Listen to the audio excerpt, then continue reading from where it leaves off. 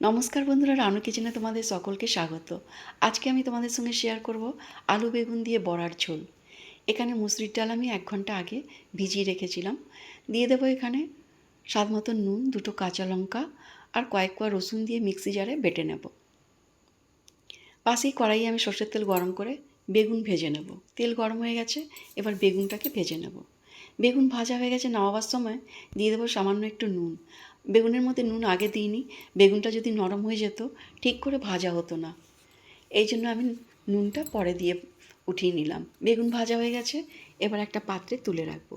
এই কড়াইতেই 2 চামচ সর্ষের তেল দিয়ে দেবো আলু ভাজার জন্য। আলুটাকে নেড়েচেড়ে লাল করে ভেজে নেব। আলু ভাজা হয়ে গেছে, এবার আলুটাকে তুলে রাখবো। এখানেই সর্ষের তেল আবার দিয়ে দেবো আর বড়া ভেজে নেব। 2 চামচ সর্ষের তেল ঢেলে দিয়ে বড়াটাকে ভেজে নেব। বড়ার জন্য যে ডালটা বেটে নিয়েছি সেটা খুব বেশি মোটাও নয়, খুব বেশি মিহিন নয়।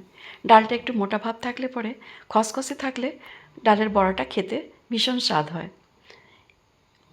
ছোট ছোট করে বড়া আমি এখানে ভেজে নেব। বড়ার এক পিঠ ভাজা হয়ে গেছে, এবার অপর পিঠটা উল্টে নিয়ে ভেজে নেব। বড়া ভাজা হয়ে গেছে, এবার বড়াগুলোকে তুলে রাখবো।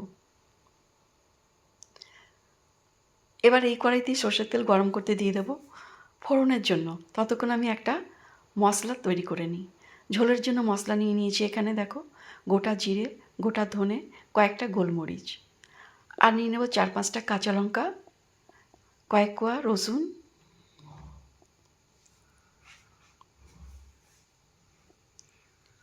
এক টুকরো বড় পেঁয়াজ, পেঁয়াজের একটা বড় টুকরো নিয়ে নিলাম। নিয়ে নেব 2 টুকরো টমেটো। সবশেষে দিয়ে দেবো রাঁধুনি বিচি 1/2 চামচ। এবার মিক্সি জারে দিয়ে ঢাকনা ঢেকে গ্রাইন্ড করে নেব মশলা। তেল গরম হয়ে গেছে, সাদা জিরে, কালো জিরে দিয়ে এখানে একটা তেজপাতা, একটা শুকনো লঙ্কা দিয়ে ফোড়ন দিয়ে দিলাম। ফোড়নটা ভাজা হয়ে গেলে দিয়ে দেবো বেটে রাখা মশলা। মশলাতে আমি দিয়ে রেখেছি 1 চামচ কাশ্মীরি লাল লঙ্কার গুঁড়ো, 1 চামচ হলুদ গুঁড়ো। কাঁচা লঙ্কা আমি ঝালের জন্য দিয়েছি, আর রঙের জন্য কাশ্মীরি লাল লঙ্কার গুঁড়ো। এবার মশলাটাকে খুব ভালো করে কষিয়ে নেব। স্বাদ মতো নুন দিয়ে ভালো করে নাড়াচাড়া করে নেব।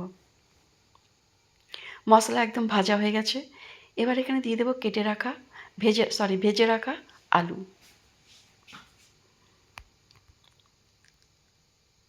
আলুটা দিয়ে মশলার সঙ্গে নাড়াচাড়া করে নেব।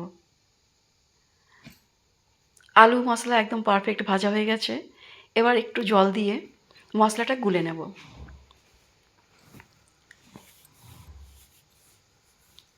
মশলা গোলা হয়ে গেছে, এবার পরিমাণ মতন ঝোলের জন্য জল দিয়ে দেব। জলটা ফুটে উঠলে এখানে দিয়ে দেব বেগুন আর বড়া।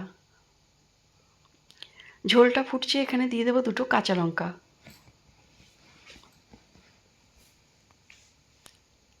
5 মিনিট ফুটিয়ে নিয়ে নামিয়ে নেব। বন্ধুরা, এখন ছট পর্ব চলছে বলে তোমাদের কয়েকদিন নিরামিষই দেখাবো। আমার আজকের রেসিপি তোমাদের কেমন লাগলো কমেন্টে নিশ্চয়ই জানাবে। ভালো লাগলে একটি লাইক করে দিও। পরবর্তী ভিডিওতে আবার একটি নতুন রেসিপি নিয়ে তোমাদের সঙ্গে দেখা হবে। বন্ধুরা, তোমরা সুস্থ থেকো, ভালো থেকো। Bye bye.